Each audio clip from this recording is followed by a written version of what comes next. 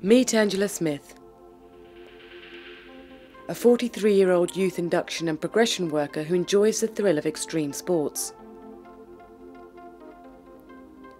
Due to complications at birth, Angela was left with cerebral palsy.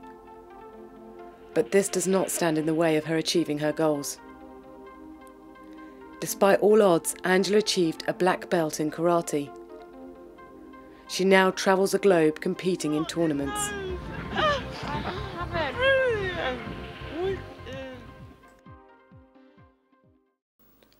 Back in the UK, Angela is getting ready for work.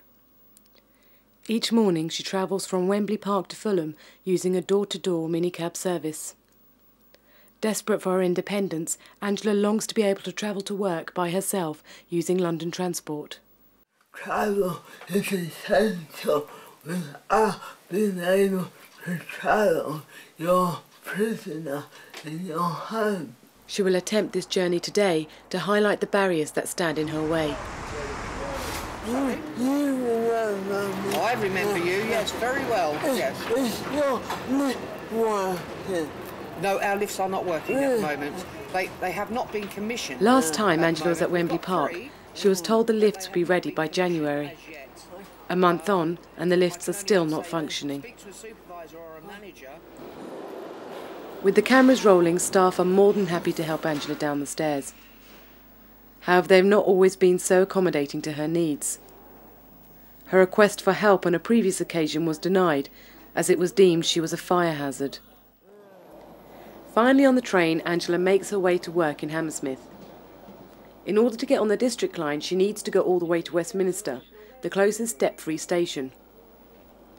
Since the passing of the Disability Discrimination Act in 1995, service providers have had to take measures where reasonable to provide disabled people with extra assistance and to make adjustments to physical barriers preventing access.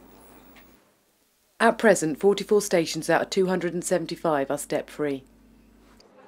As of June 2005, Transport for London announced that all 10,000 frontline staff are now given disability equality training. Whether this training is always put into practice is another matter.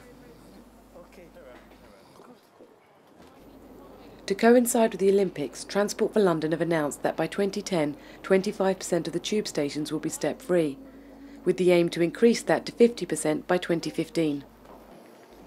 Natalie Salmon, Head of Access and Transport at the Disability Rights Commission, expressed concerns regarding TfL's commitment to fulfil these targets.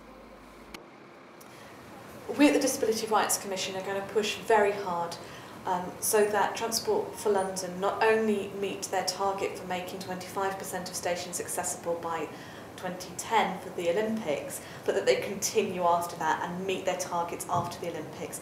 It's vital that London Underground make the right decisions when they choose which stations to be made accessible. I think London Underground are aware of this and they are looking into it and making plans. But I'd like to see them involving disabled people in making those decisions about which stations they prioritise. Finally back at work, Angela is exhausted. Unfortunately, until further changes are made on the Underground, she will not be taking this journey again in a hurry.